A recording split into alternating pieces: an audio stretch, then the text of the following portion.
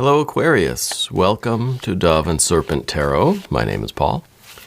If Aquarius is your sun, moon, or rising sign, this is your tarot card reading. Please hit the like button, leave a comment, consider subscribing to the channel, especially if this reading resonates with you. It is totally free. It doesn't cost you anything. If there's anything you would like me to pray over or meditate upon, or send positive energy toward, please let me know. Now, this is going to be a general reading, so try to be open and receptive to whatever may come through during our time together. I am merely the messenger, and I ask you to connect directly with each of these cards and use your own intuition to take you beyond the details that I might provide. And remember, Aquarius, that the most important part of any tarot reading is you. And here we have the adjustment card, right? This is some Liber energy. This is balance. This is equilibrium. But more than that, this is our ability to make course corrections, our ability to pivot kind of on the fly, or even to make these little micro adjustments in our lives. You know? Maybe that's what it is. Maybe this is the micro adjustments. Being able to weigh things accurately for ourselves. Now, we're not talking about making evaluations of something's intrinsic worth, right? But its relative value to us in our lives and what we're doing and what our path is. Okay? And this is a spiritual energy. This is a discernment that is enlightened, let's say. Okay, let's put this into some context. See what is going on. Well, there it is, enlightened, right? Starlight, star enlightened here. So this is the spiritual energy by which we make these little course corrections and these little adjustments and these micro adjustments. Yeah. Four of Cups. This is our vessel on the water. This is the Hierophant. This is the beholding of the sacred. This is holding on to what is absolutely essential to you. This is, in some ways, the idea that once we have this route planned out, once we have our navigation charts all drawn up, that there's no deviating from that plan.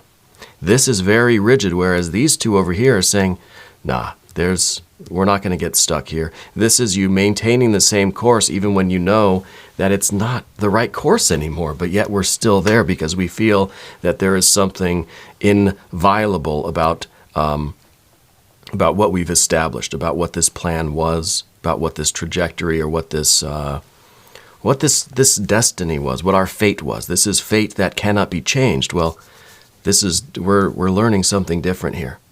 Okay, so these are very different energies. Let's keep going. There's the Two of Wands, Six of Pentacles. See, this is where we're trying to steer our ship. The Five of Cups, sure. The Hermit, yeah, makes sense. Knight of Pentacles.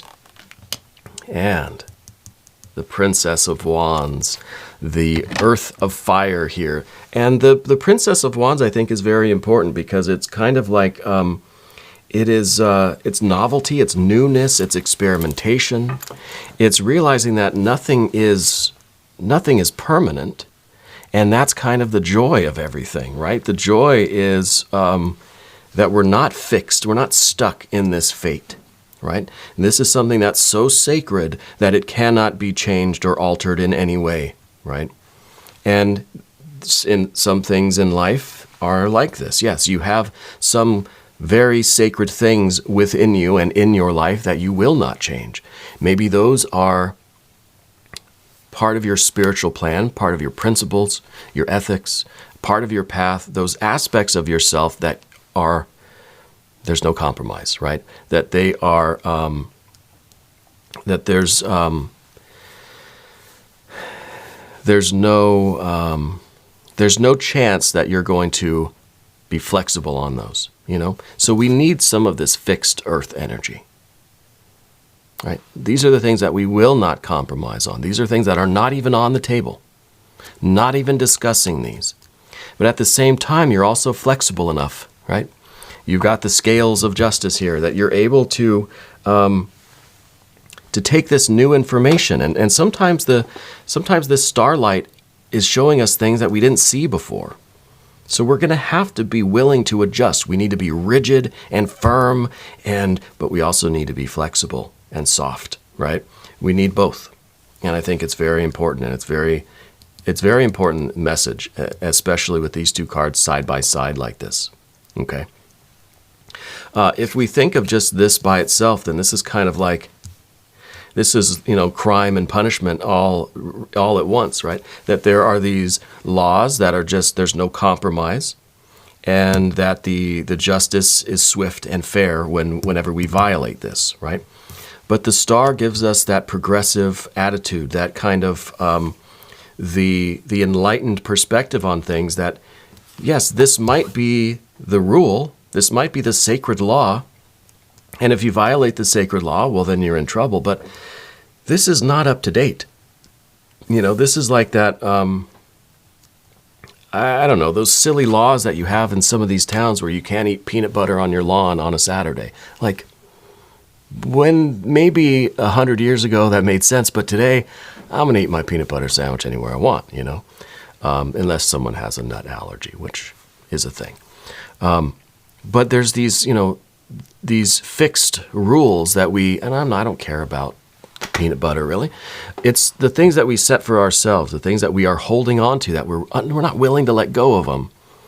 Well, Spirit's showing us some things that we may have to let go of. There are some things that we have to be willing to compromise, or some things that should be on the table, some things that should not be on the table as far as who we are, what we are, where we're going, and where we will end up.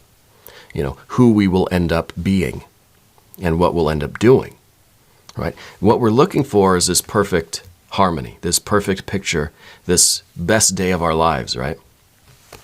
I don't think we get there like this.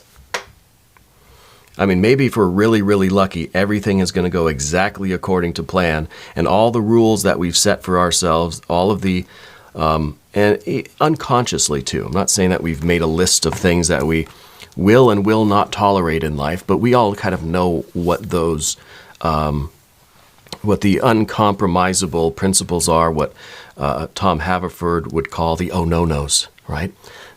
Parks and Rec reference there. I love that show. But those things that we're just not going to budge on, I don't care how great everything is, but if these things are missing, then I've got to say no thank you, At the same time, we know that we have to make these little adjustments. We have to be willing to compromise, but not on the big, big important things, but those little things, like what kind of sandwich you're going to have, whether you can have your sandwich on the lawn or if you have to do it, inside the house, things like that, silly things like that. The problem here is that they don't always seem like silly things, do they? Sometimes we have these expectations of life, and we take them very seriously, but this is what Spirit's trying to tell you. We take things seriously doesn't mean that they are serious, right? It doesn't mean that they are enough that we've got to turn away from this destination, right? So this is our ship on the sea, the Four of Cups. Before we get into that, let's select the mystery card. This is the bonus card. Oh, there's a volunteer card. But we're going to do one random card. This is the factor infinite and unknown. And it's going to go right here, Tiny Bob Ross, right on top. Not going to look at that one till the end. This one we'll look at. And this one here is another Knight of Pentacles. A smaller one. But this is an important combination, okay? Because the Knight of Pentacles by itself is us kind of getting out our, what is that thing called? Our spyglass, whatever, our telescope, and looking at the future, looking at this, and thinking, okay, what is that? Where am I headed? Where is this ship going? What does that place look like? Who am I going to be? What am I going to be doing out there when I get there? And we get a picture. We think, okay, we're still on course. Let's get back to business. Let's go down below deck and play poker or something. The fact that we got this card again is saying, let's do this again. And maybe again and again and again. Maybe the mystery card, well, it can't be the same card, but maybe it'll have something that will suggest that we keep looking into the future. Because I guarantee the more progress we make, the different this future is going to look. Okay? Every time we look through that spyglass, our future is going to look a little bit different. Because there are infinite variables. There are a lot of factors that we're not taking into consideration, and we are doing these little micro adjustments. We cannot be so fixed in this that we aren't willing to avoid things, avoid danger, avoid like a huge storm, right? That's probably going to destroy our ship, but that's the course that I plotted, so that's where I'm going. It just seems a little bit illogical, right? And looking around at the cards here, what do we have? Major, major, major, major. Then we've got fire, fire, water, water. There's no air. And we've got earth, earth, earth. Okay? So there's no air here. So there is no logic here. This is something that's either we're fixed and we just, I don't know anything. This is the way I'm going. This is what the GPS says, and that's the way I'm going. You've seen that episode of The Office, right? Where Michael Scott, the GPS tells him to make a right turn, so he makes the right turn right into a lake, right? Right into despair, right into loss and disappointment and sadness and embarrassment, and the Five of Cups, right? But Dwight, of course, my favorite character, obviously, if you couldn't tell, he's the one that's saying, no, it can't mean that. It doesn't mean that you have to turn into the lake. Why would it be telling you to do that? So if your principles, your values, if your fixed sacred energy is telling you to do something that your intuition, your starlight, or even your rational, logical mind is just saying, wait a minute, I'm going to drive right into the lake. How could that be the right thing to do? Obviously, don't do that, right? It must mean something else. And I feel that since there is no swords cards here, what we are relying on is our spiritual navigation. The chart that you've plotted for your little boat is taking you a certain direction. But if the reality on the water is not resonating, is not harmonizing, it's not lining up with that map that you have, you've got to navigate by the stars. You've got to trust your intuition. You've got to trust what the stars are telling you. I would trust the stars, what's really out here in the field, rather than what I've got on the map. The map, the GPS, is just a suggestion, right? When we see the Hierophant, this fixed energy, it's just a suggestion. These are those conventions, those laws, those kind of sacred tenets that we hold on to. I'm not talking about laws out in the world, but for us, right? Our own rules. These are suggestions. These are just general ideas that say, this might be a good way to start. Okay? But the map is not the territory.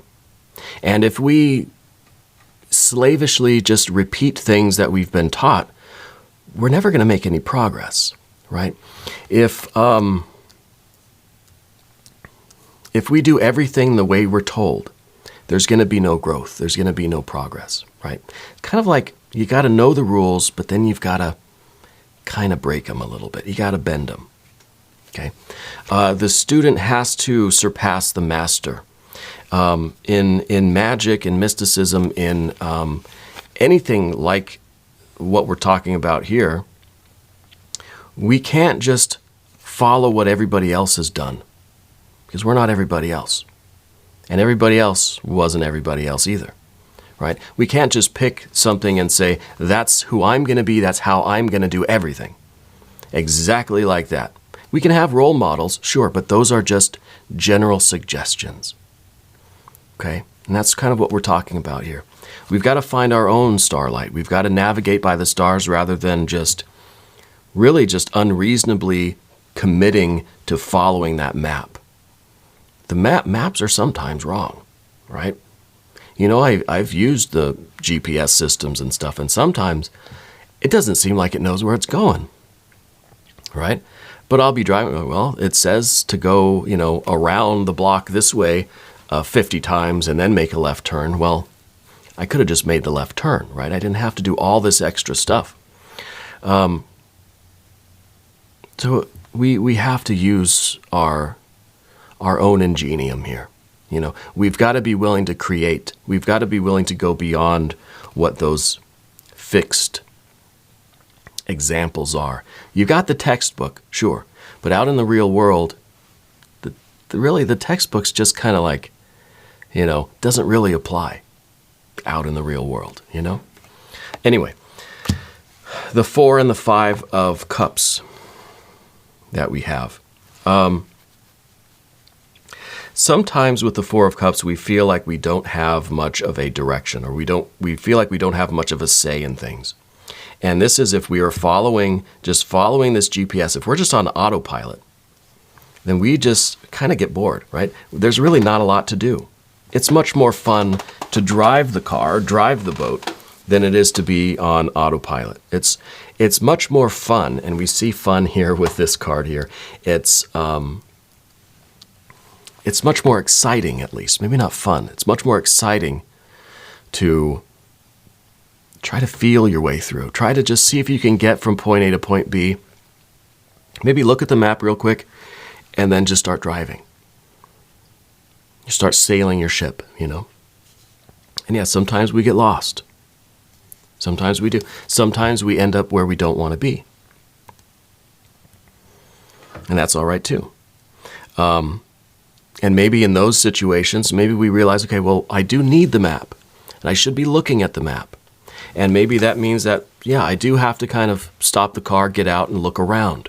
Try to get my bearings, see if I recognize any landmarks.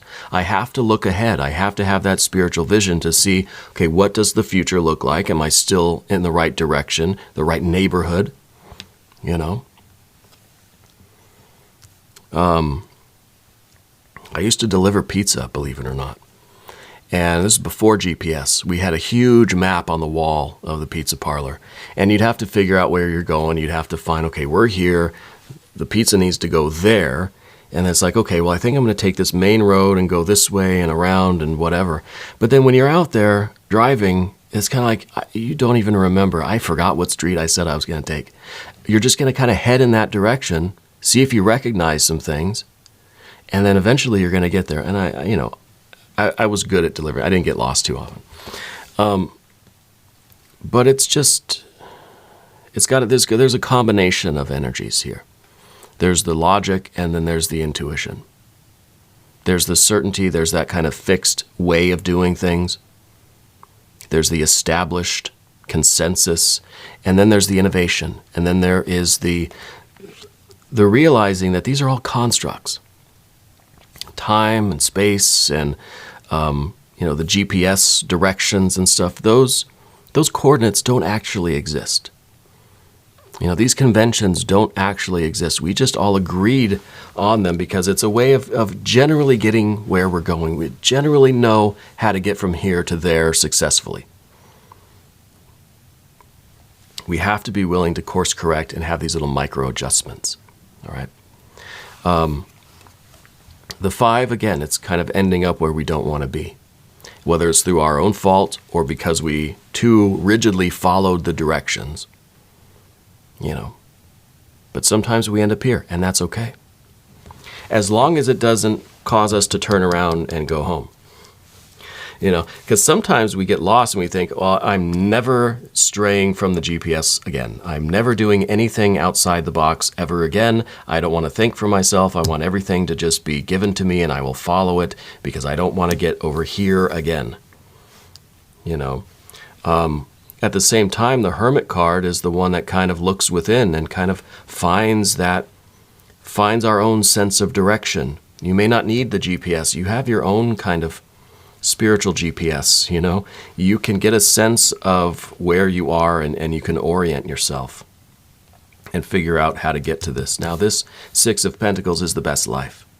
I mean, this is the really, really good day. This is that destination that we want. This is that harmony and perfection that we want to arrive at. This is that paradise island that we're sailing toward. Okay? And I think you are getting there. But I think it's kind of like this, you know? And if we're not careful about how we're steering our ship, we could easily land here, which is, you know, meh, it's all right. Or we could land here, which is really bad. Or we can land where we think we're going to land, where we want to be. And it's a matter of, trusting ourselves, trusting spirit, trusting the starlight, using the map too as guidance, but not relying on this for every little thing, not being willing to change or to compromise or to be flexible or to have these little micro course corrections. And that's what the Two of Wands is up here too. It's that ability to just make minor adjustments. It doesn't have to be all map, all GPS, or nothing. We can use a combination of things. We can use different tools, right? We can make small changes. We can see how a little tweak here and there is going to make a big difference, right? Just a little turn of the wheel might be all it takes for us to get back on course. It doesn't have to be these big, huge changes, big, huge gestures. But we have to keep checking in with the future to see where we are. We've got to look ahead to see, oh, okay, I'm aiming the right way. This is good. Maybe I'm starting to drift a little bit. Maybe I just need to just turn this just like one little degree. And then we check in again and say, okay, yeah, now things are going the right direction. And of course, we've got the Princess of Wands. The Princess of Wands doesn't want to do anything by the book. Realizes that nothing is real and everything is being created in the moment spontaneously. This is really, this is like, well, this is kind of the Wu Wei, This is trying to just go with the flow of things, follow the natural course of everything, and not trying to push the river, not trying to swim against the current. But at the same time, right, it doesn't mean that we just abandon all hope and close our eyes and hope for the best and just like kind of let it take us away. We can go with the flow. We can ride the current. We can ride the wave. But we don't have to just let it throw us anywhere it wants. We can use that energy. It's kind of like judo, We can follow that natural energy and just give it a little push, a little micro correction to get it to do what we want it to do. We're using that energy. We're using the natural momentum of life, of the flow, of this current. But we're just giving it a little nudge. We're using it in such a way where we aim at the right stuff. We head in the right direction. It's kind of like sailing too, if you think about it. Because to have a sail, you harness the power of the wind. Well, the wind's going that way, but I want to go that way. Well, then you've got to, what they call it, tacking, right? Then you've got to shift just a little bit that you're going this way, but you're just kind of slowly going that way too. So you're going to get where you want to go. Anyway, mystery card. Let's see what this is going to be. I think it's another card that's going to talk about the future, right? That's kind of our perception of of where we're going, our ability to see where we are in relation to our destination, so we can get a good assessment of our trajectory. So maybe another star card. If you have a prediction, put it down in the comments. This could be maybe a Knight of Cups or a star. Let's see what we have. Oh, it's a Nine of Wands. Kind of first thing it reminds me of is someone who's stranded on a desert island, stranded on a desert, or it looks like Michael Scott when he climbs out of the lake after driving his car into it. But I feel like this is strength, and I feel like this is no matter what, we're not giving up. Yeah, that our work, our path, our course, our our voyage, our quest is based on truth, is based on certainty. It's based on our faith. It's based on our connection with our destiny, with our fate, with our star. And so we're willing to endure. This is someone that's been out at sea for a long time. If you look at this card, it looks like they've been out at sea for a long, long time. But they're not giving up. They're not sitting down. They're not lying down. They're not quitting. Okay? So to me, this is really, this is a card that speaks to your strength, because I feel like you've been on this path for a long time, and I think you know all about these course corrections. Yeah. And I wonder if this is kind of saying that, look, this is a 9, one step away from a 10. I wonder if this is saying that, hey, we're really, really close now. We're yards away, meters away from our destination, from finding this paradise, from finding this treasure island, And so it might be, just keep going, just hold out a little bit longer, just keep doing what you're doing. Keep checking in, keep making these minor adjustments, and you're almost there. This might be the last little bit. So maybe the 9 of Wands is saying, don't quit now because you're so close. You came all this way just to then abandon ship or turn around, go home. You've come all this way. Maybe years. Maybe you've been struggling with this for a long time. You're almost there. Okay? So please believe that. And we're going to do an extended reading. If you want to stick around, there's a link up top. There's one down below. New readings for Aquarius every Thursday and Sunday, 6 a.m. Chicago time. I am here every day. You can come see me again tomorrow. If you haven't subscribed yet, please do. It is totally free. It doesn't cost you anything. Leave a comment for me. Let me know where in the world you're watching from. I want you to know that you are the most important part of Dove and Serpent Tarot. I thank you and I love you. And we're all in this together.